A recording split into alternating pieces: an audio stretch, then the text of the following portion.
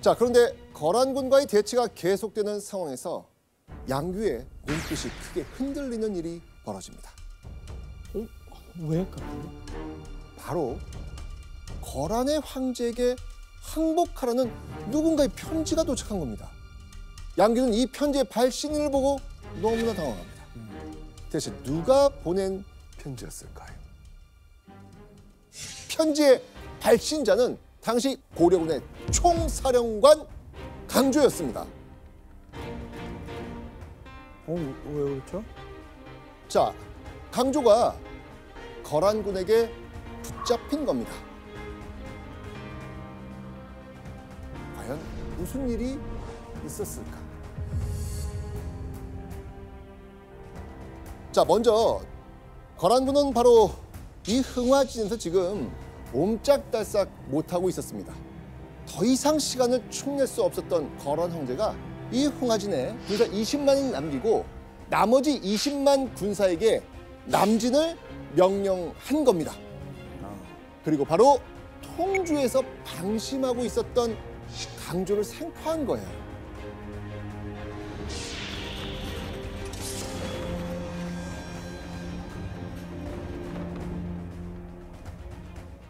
자, 그렇게 강조까지 생포한 거란군은 남쪽의 곽주성까지 함락시키며 승승장구하고 있었습니다.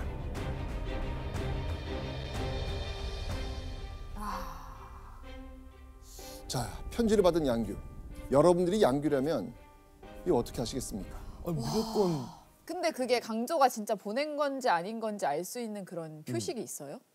그럼 본인이 쓴 게 아닌 거예요? 그거는 모르죠, 아직. 그런데 사실 이 군대에서는 그 위에서의 명령 거의 맞아. 법이에요. 이걸 거부한다? 그럼 거역하는 거기 때문에 쉽지 않았을 것 같아요. 그럴 수도 있겠죠. 항복하라는 강조의 편지를 받은 양규. 그는 큰 고민에 빠집니다. 그리고 고민 끝에 양규는 이렇게 대답합니다. 나는 왕명을 받고 흥화진을 지키기 위해 이곳에 왔다. 강조의 명령으로 온 것이 아니다. 왕의 말을 듣겠다. 너무 현명해요. 맞습니다. 양규는 자신이 여기서 항복하면 고려가 순식간에 무너질 거라고 판단했던 겁니다. 근데 그 당시에 사실 많은 신하들이 강조의 눈치를 좀 봤었잖아요. 근데 양규는 어쨌든 그걸 보지 않고 본인의 생각과 왕명대로 행동을 한 거네요. 한 거죠. 자, 그런데 여러분들, 강조가 보낸 편지, 항복하라는 그 편지, 진짜로 강조가 보낸 걸까요? 그게 제일 궁금해요. 잡혀서 이제 거란 쪽에서 한 거 아닐까요? 네, 아니었습니다. 다행이다. 큰일 날 뻔했네.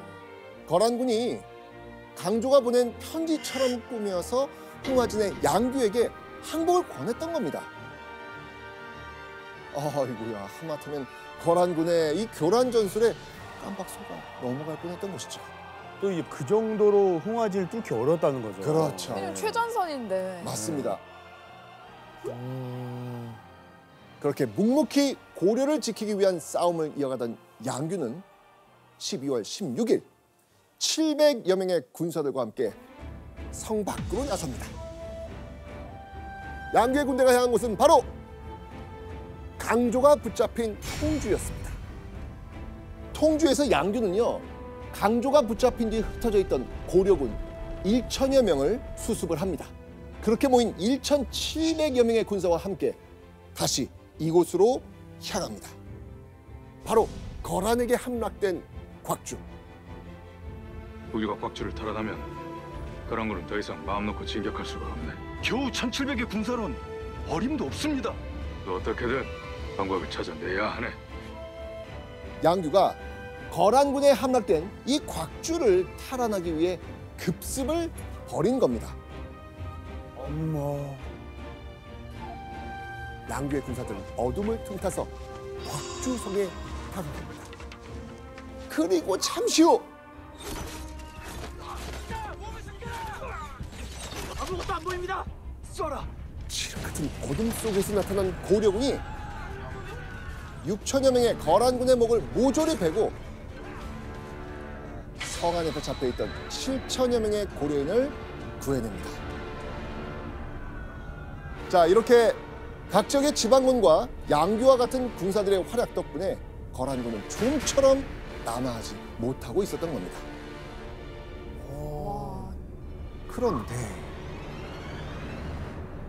약 열흘이 지난 12월 28일 흥화진, 통주, 서경을 함락시키지 못하자 거란군 결국 공성전을 포기하고 특단의 조치를 내립니다.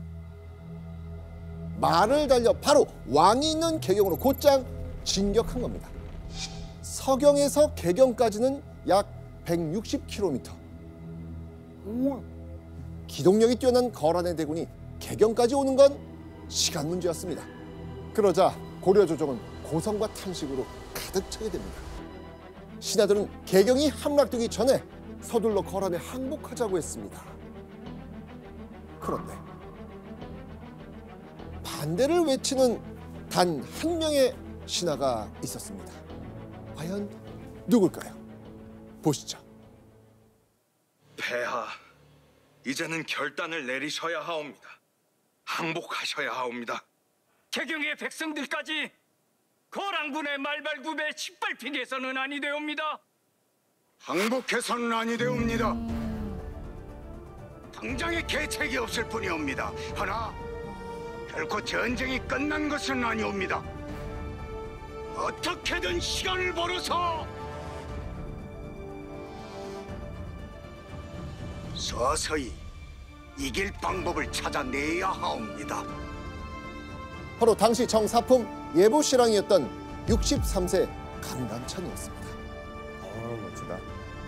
모두 항복하자고 하는데 강감찬만 안 된다 얘기하고 있는 상황이고. 강감찬만 늘 아니 되옵니다를 외치고 있는 그런 조정이죠. 맞습니다.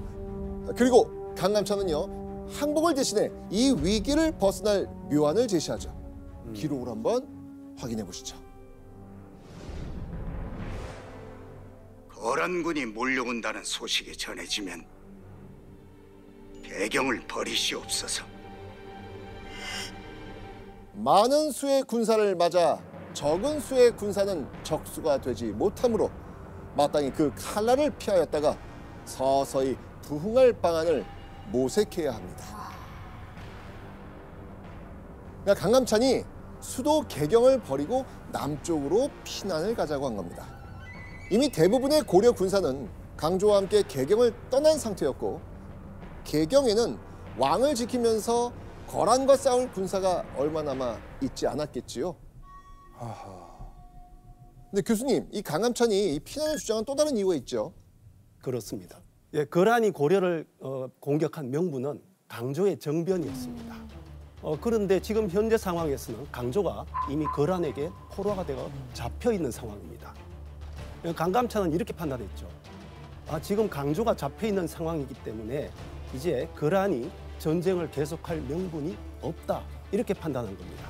문제는 이런 상황이라도 고려의 왕이 혹시 거란군에게 사로잡힌다면 그야말로 고려 입장에서는 최악의 상황이기 때문에 일단 피난을 하고 시간을 벌어서 우사를 도모했으면 좋겠다는 판단이었던 겁니다.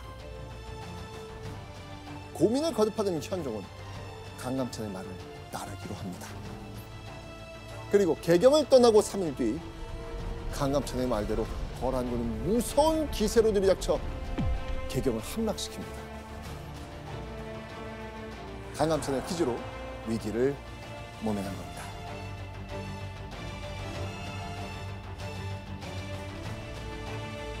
그렇게 남쪽으로 몽진하면서 시간을 번 현종은 쓸개집을 삼키는 심정으로 거란 황제에게 이 모든 상황을 마무리 지을 파격적인 제안을 합니다. 바로 고려의 왕이 거란 황제를 직접 만나러 가는 친조를 하겠다고 한 겁니다.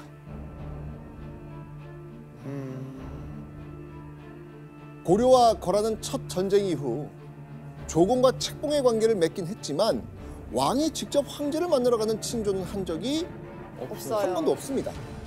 자, 그럼 현종은 왜 이런 제안을 했을까요? 되러 간다는 거니까 약간 신화된 위치로 좀 섬기겠다라는 걸 보여주기 위해서 신조를 하겠다고 하는 거 아니에요? 맞습니다. 현종 역시 거란을 강대국으로 인정하고 섬기겠다는 뜻을 내보여야 이 전쟁이 빨리 끝날 거라고 생각했던 것이죠. 그리고 이후 개경에서 놀라운 소식이 전해집니다. 개경에 주둔하고 있었던 거란 황제가 철군한다는 소식이었습니다. 아, 다행이다. 거란 황제가 현종의 항복 의사를 받아들인 겁니다. 거란 황제는 이젠 명분이 없어진 전쟁을 그만두겠다면서 거란으로 돌아간 겁니다.